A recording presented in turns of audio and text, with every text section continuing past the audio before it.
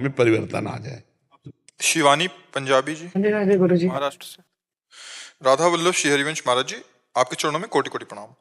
गुरुदेव, जीवन में आपके जैसा दृढ़ निश्चय कैसे लाएं? गुरुदेव, जब भी हम जीवन में कुछ करने के लिए कदम उठाते हैं, कुछ दिन तक सब सही चलता है, फिर कदम लड़खड़ा जाते हैं महाराज, क्योंकि इससे कैसे बाहर आए? क्योंकि आपका कुछ और भी है, जो हमारा कोई और नहीं होता, कोई ठौर नहीं होता, तो चलना ही चलना होता है। फिर नहीं, पीछे का रास्ता बंद है, अगल बगल कोई रास्ता नहीं है, तो एक भगवान का ही रास्ता है, तो फिर चलना तो पड़ेगा ही। अब कांटे बिछे हो तो चलना पड़ेगा, और फूल बिछे हो तो चलना पड़ेगा। तो जब चले तो कांटे दूर से दिखाई दे रहे थे, लेकिन वो फूल हो गए, तो बड़ा सुखद मार्ग है। तो इसमें अपने आप दृढ़ता आ गई। दूर से ये कांटे दिखाई देते हैं इस मार्ग में, लेकिन वो फूल हो जाते। साहसी दृढ़ निश्चयी वीर पुरुष के सामने हर संकट धूल धूसरित हो जाता है, और सबको रौंद कर वो विजय प्राप्त करता है। तो साहस इस बात का कि मुझे भगवान की प्राप्ति करनी है, और दृढ़ निश्चय कि अब हमारा कोई है नहीं इस जगत में, हमारे लिए कोई मार्ग ही नहीं बचा है, तो चलना तो मुझे प्रभु की तरफ ही है। और जब चलना है तो एक बार मरना है यार, प्रभु के लिए मर जाते हैं, और जब मरने गए तो अमर हो गए।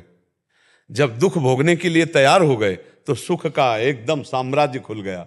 ये दूर से भयावह है, अंदर से सुखद है, और संसार दूर से सुखद है और अंदर से भयावह है। ये रहस्य है। संसार दूर से लुभावना लगता है, सुखद लगता है, पर परिणाम में बड़ा दुखद है, अंदर बड़ा दुख है।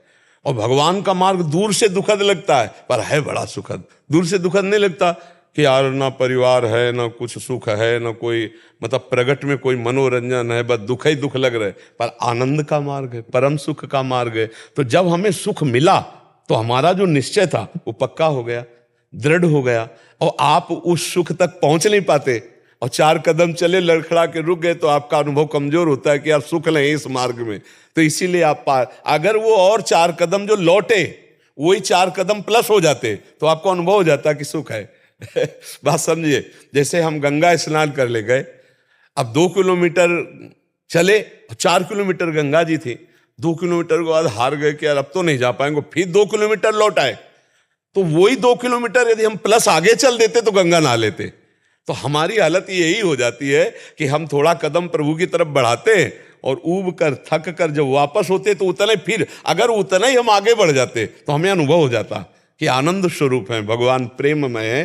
तो ऐसे सत्संग सुनो और नाम जप करो, और गलत आचरणों से बचो, तो हिम्मत बन जाएगी, दृढ़ता भाव आ जाएगा, और आप प्रभु की तरफ आगे बढ़ जाओगी। पर सत्संग इसमें बल देगा। सत्संग नवीन उत्साह देता है। जब हम दुख में फंसे होते हैं, परिस्थिति प्रतिकूल होती है, और जब सत्संग मिलता है तो उल्लास आता है, यार निकलो, हम निकल सकते हैं, हम लड़ सकते हैं, हम इस पर विजय प्राप्त कर सकते हैं। सत्संग से ऐसा होता है। सत्संग नवम नवम बल उत्साह प्रदान करता है, और नाम जप आपके अंदर मजबूती लाएगा।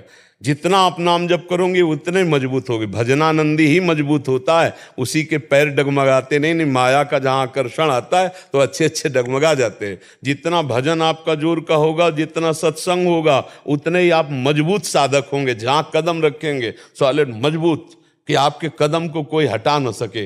वही वीर बहादुर भगवान के मार्ग में चल पाता है। नहीं ऐसी माया मोह की आंधी आती, ये सब लौट करके फिर उसी संसार में